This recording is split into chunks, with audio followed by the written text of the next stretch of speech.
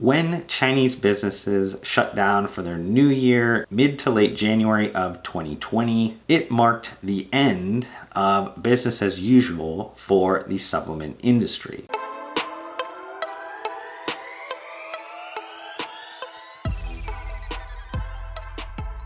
Many shoppers probably still have a small hint of PTSD from seeing a ton of empty shelves caused by the constant supply shortages of CPG essential goods during the first months of the pandemic. And despite being more than a year removed from those March, April, and May kind of pantry loading periods of 2020, another group of shoppers could be unfortunately facing an even worse and potentially longer period of supply shortages. This time it's hitting a lot closer to home in the functional food, functional beverage, and nutritional supplement CPG categories. Now, just to kind of give you guys the goal of this piece of content, I do hope to explain some of what's causing the current supply chain situation within those functional CPG categories. I want to discuss the outlook over the next 6 to 12 months, provide some preparation strategies for those brands that do sell within these functional CPG markets, and then touch on how the industry can avoid similar future problems. Now, what macroeconomic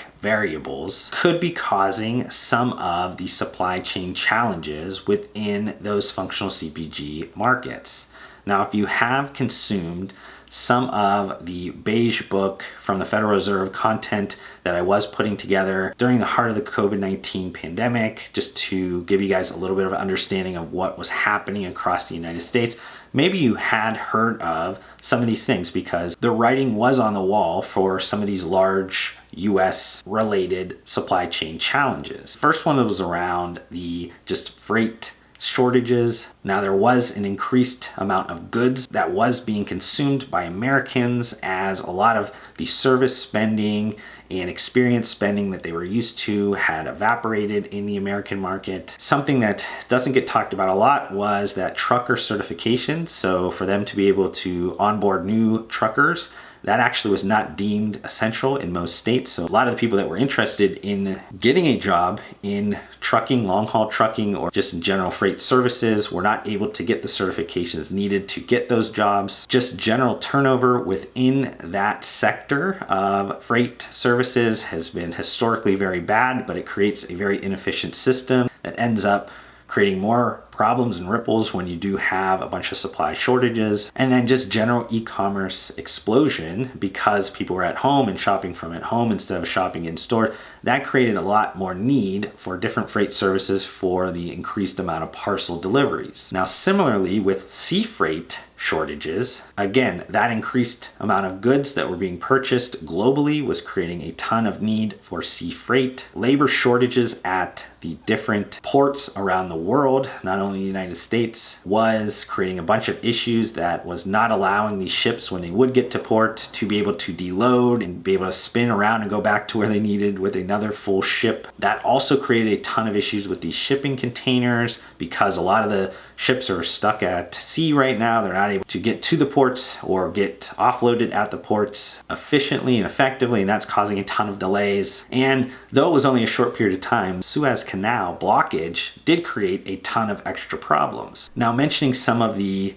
elevated demand or even the uneven demand specific to the functional CPG categories, the health pandemic did create an increased amount of purchasing activity for almost every functional CPG category. For the vitamins and mineral supplements, they had the highest growth rate they've seen in several decades, and this is off of a much larger revenue base. And you did see some stock shortages across some of these VMS subcategories throughout 2020. A lot of them had to do with maybe general health products or immune health products, but this did cause some stock up behaviors. It did cause some switching across brands that ultimately fragmented the brands a little bit more. Now on the sports nutrition side, initially you saw slowdown that was related to the gym closures, but as the second half of 2020 came around and gyms started to open again, you had a pent-up amount of demand that did swing the sports nutrition categories back to an overall annual growth. Additionally, during those kind of early phases, a lot of those sports nutrition brands did start to offer more general health and wellness products, and that further fragmented the market even further. Now, something that you haven't heard in a lot of those beige books was on the other side of the supply chain with China, and China being a very important partner for the US functional CPG categories. We look at just like the COVID-19 effect in China, you have severe and still in a lot of cases ongoing lockdowns in a lot of very important manufacturing regions in China. This is where both just general raw materials come from for the industry, but also components that make those raw materials come from these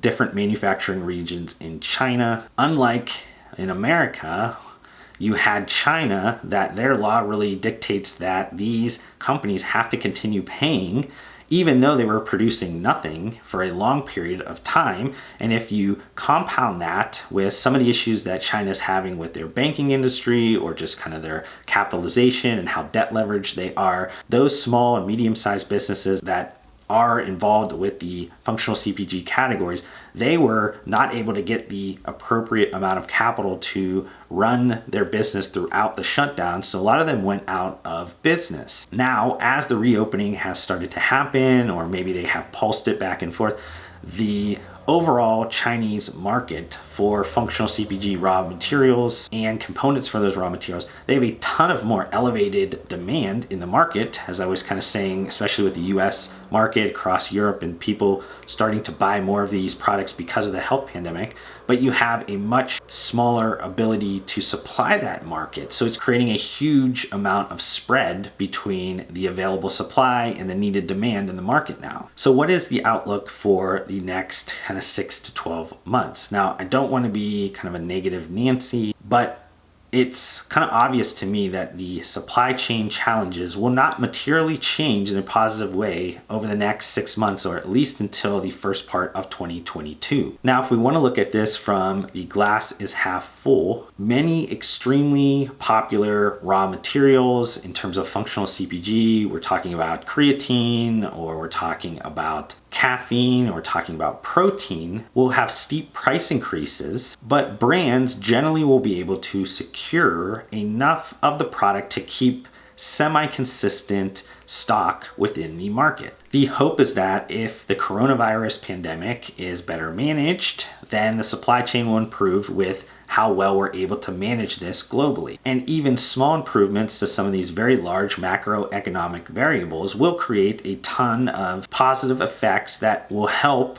functional CPG brands be able to manage the supply chain situation. Now, if we look at this from the glass is half empty, many of those same popular raw materials within the functional CPG categories will have extended or elongated out of stock situations. If things unfortunately turn worse, we could be potentially starting to look at a ton of negative effects that could push the functional CPG categories many years backwards. I always say that hidden bad actors will come out of the woodwork when their backs are against the wall. So we could see safety, quality, and transparency efforts reverse as these bad actors get greedy and do whatever means necessary to keep products on shelf. Now, how can functional CPG brands prepare for the next 6 to 12 months? Now, there's a ton of different ways to mitigate the risk with the current supply chain situation, but I want to focus on just 3 that I believe are going to be the most impactful across the most amount of brands. I do want to preface it by saying that if you do not have a strengthened balance sheet, if you are not in a position of strength to take advantage of anything that I'm going to be talking about, you have to kind of have your house in order there first before you worry about anything else, because you're not going to have the availability to take advantage of some of these deeper strategies that I'm talking about. But the first strategy that I do want to talk about is SKU rationalization. This is what I kind of consider protecting the house. If you are a client of mine, you probably hear me talk about that a lot over the last year. And this is kind of the constant auditing process that unfortunately not too many brands do. And it becomes extremely important to have been doing that work when things go south. The top 20% of SKUs within functional CPG brands generally make up 80 or 80+% of the overall revenue. So you have to ensure by any means necessary, and that's within the constraints of both morally, ethically, and legal ways, to keep these products in stock. You must keep these products in stock. The rest of the SKUs should be looked at through a rationalization process. There's a ton of different ways to do that, but it should determine if you are to permanently or temporarily cut these products from your portfolio to strengthen the core of the company. There's no reason right now to be an overall basket brand for ego reasons or personal reasons, as a needed complexity is the enemy right now. And you should be really kind of thinking, should I be launching all these new ideas right now? Is it the best time to be launching a ton of new products? A number of other kind of things should be at least going through a certain filter before you're just mindlessly or autopiloting product development decisions. The second strategy is around rethinking procurement processes. Now, you might normally just have your contract manufacturer do a lot of the procurement of your ingredients or your core raw materials and components because you value that turnkey process. But it's time to take control or be just a general, more active participant of this element of your business. Strategies like hedging your bets on securing agreements across multiple suppliers in respect to some of that ingredient procurement, purchasing more stock than you immediately need of those top products that I kind of mentioned earlier, or securing deliveries much earlier than you normally would, should be considered and implemented if it makes sense in your business. And then finally, plan for the worst. Even if things are going extremely well right now, you don't want to be sitting on your hands and sleeping when potentially something can turn for the worst at the last second. Make sure you're looking at innovation options to ensure you have optionality when things potentially go wrong. I would even go as far as having labels created for some of these kind of adaptations of your most popular products and even get them set up at the printer. So if things start to happen, you have to change one of the ingredients or you have to change one of your suppliers, you'll be able to potentially get back in stock much quicker by not wasting this additional time. So how can the industry potentially avoid similar future problems? The supply chain layers within the functional CPG industry are fragmented and quite inefficient. This has been exacerbated by low barriers of entry that created a ton of the long tail activity, thus spreading out the supply into hundreds of contract manufacturers across the United States and into thousands of brands' finished goods. The sharing of data across these fragments could be potentially helpful when looking for excess supply to meet excess demand across the competitive landscape. Additionally, the American business landscape is too reliant on China for components from just packaging to raw materials and even some of the subcomponents of raw materials that are then shipped into different countries, while regulatory limits or even limits to the available unit economics might disallow America from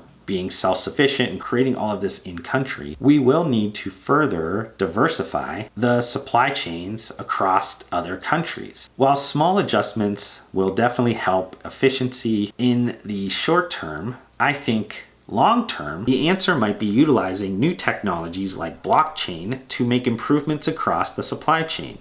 While still largely unproven at this time, blockchain-driven innovations in the supply chain will likely have the potential to deliver tremendous business value by increasing supply chain transparency, reducing risk, and improving efficiency in overall supply chain management. Thank you so much for watching this video. If you want to help support me, make sure you guys hit that thumbs up button on this video. If this is the first time you've been introduced to my videos. Would love for you guys to be a part of my community by subscribing to my channel. I upload several videos just like this weekly. And if you guys want to connect further outside of this platform, I do include all of my social media links down below. I just want to thank you guys again for your time. Hopefully I gave you some value in return, and we'll see you guys on the next video.